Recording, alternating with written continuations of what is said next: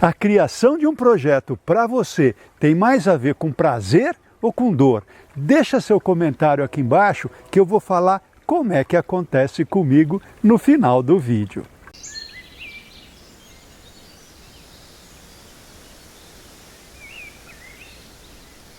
Olá pessoal, feliz Dia das Mães, felicidade a essas mulheres que têm esse dom, essa magia de criar uma vida nova, de fazer a gestação de um novo ser.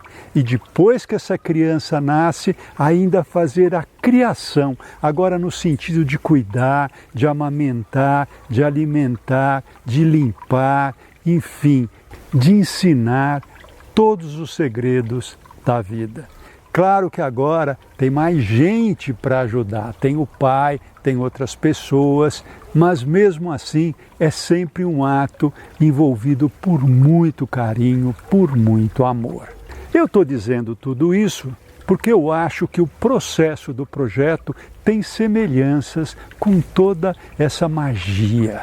Quando a gente fala do processo da criação de um projeto, normalmente a gente fala das etapas. Então, primeiro analisar o local, verificar dentro da área que nós estamos trabalhando, as visuais externas, como é que essas visuais se relacionam com a vizinhança, a questão da insolação, da ventilação, etc, etc, etc.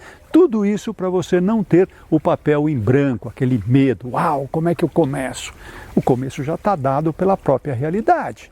Depois a gente vai fazer então o zoneamento, que são aquelas amebas, desenhar os primeiros esboços, começar a fazer o plano de massa, as formas dos caminhos, fazer a gestação desse estudo preliminar, refazer, reacertar. E por que a gente refaz? É porque a gente tem outras ideias melhores. Então você faz um caminho, não está bom, você faz um outro.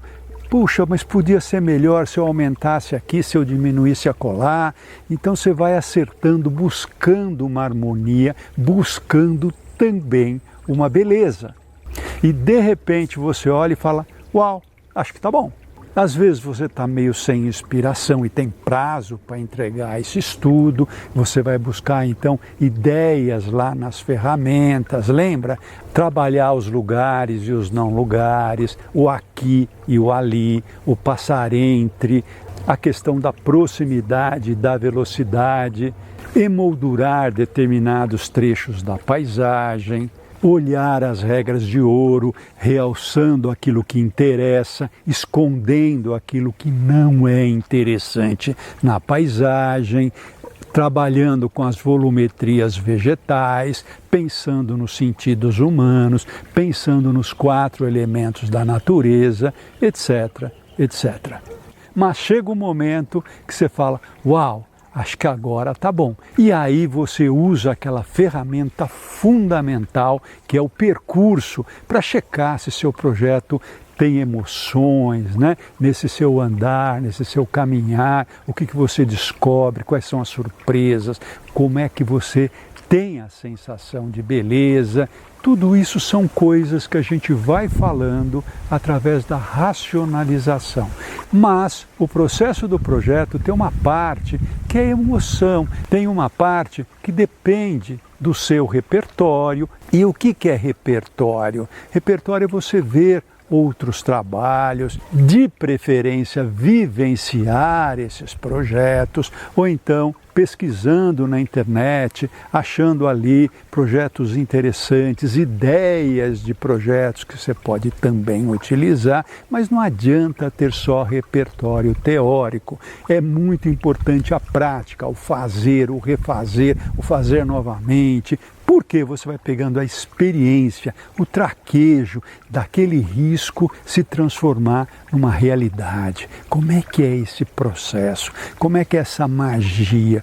Então nós achamos que, além de todo esse processo racional, é muito importante a introspecção, esse insight que é dado por aquele lado que você não controla tanto, com aquele lado emocional, porque quando você coloca emoção no seu trabalho, ele passa essa emoção. E tudo isso tem a ver com uma coisa que é meio automática, que é meio ao acaso, que você vai olhando e vai percebendo se está bom, se não está bom, se pode melhorar. É muito importante você contar o projeto para outra pessoa, porque no processo da racionalização, para você pronunciar as palavras, você vai estar vendo se está bom ou se não está bom. Não é tanto para a pessoa dar a opinião dela, é muito mais para você perceber se realmente era aquilo que você estava pretendendo ou não. Eu lembro aqui aquela frase do Oscar Niemeyer: quando eu termino um projeto, eu escrevo sobre ele. Se eu não tenho muito que escrever, é porque o projeto não está bom.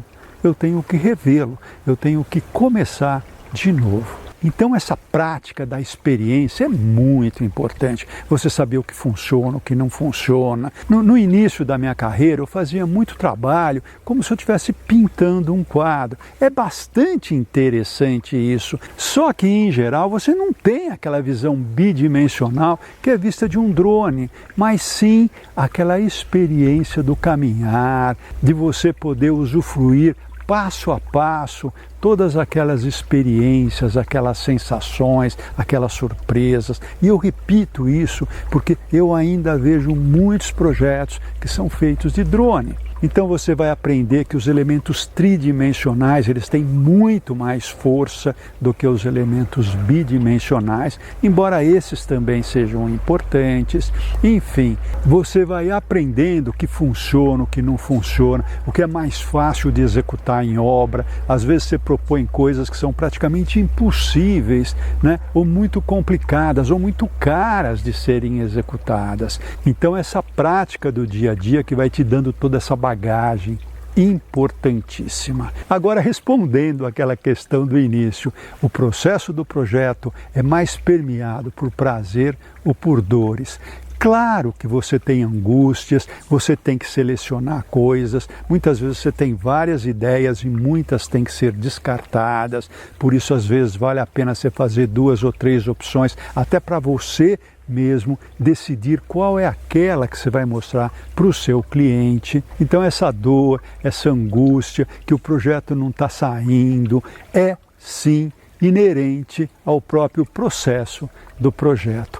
Mas, sem dúvida, é muito prazeroso você ter uma ideia, colocá-la num papel, colocá-la numa maquete, que a maquete também ajuda muito, principalmente os iniciantes que têm dificuldade de desenhar. A maquete realmente é muito simples de você utilizá-la como instrumento. Pegue uma folha de isopor, bombril que você vai abrindo, fazendo grandes maciços, uns palitos para suportar esses maciços e você simular o extrato arbóreo, e aí você tem esse processo fundamental de olhar, ver os problemas e voltar novamente a novas soluções. E isso é muito prazeroso, até porque quando você confia no trabalho, você está bastante satisfeito, satisfeita com aquela solução, você vai passar isso de uma forma alegre, gostosa, prazerosa para o seu cliente, e isso